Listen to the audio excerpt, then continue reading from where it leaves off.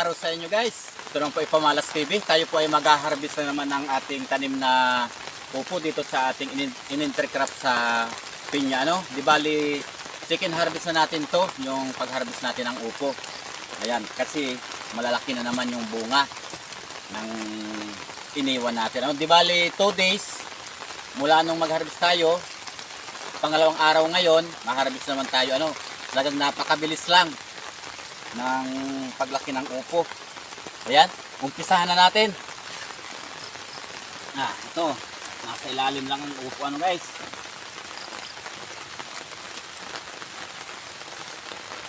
Ayan, napakalinis.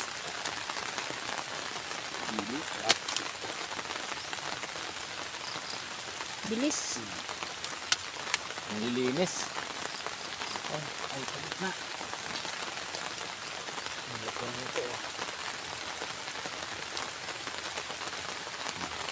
Hindi uuhod.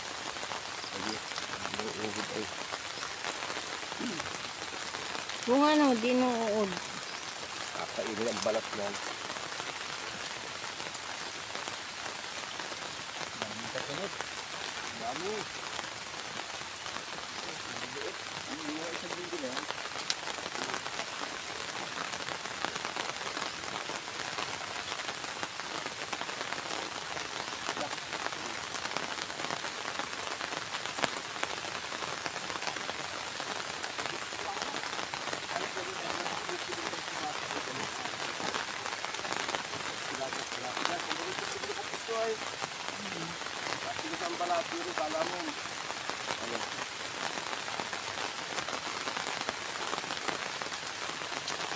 Ang dami ni Tito Del.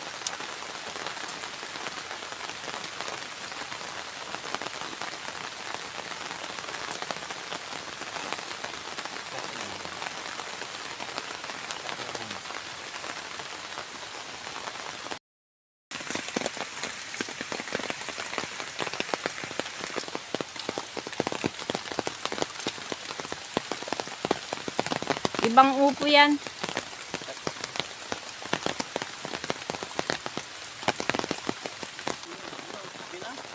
Oo.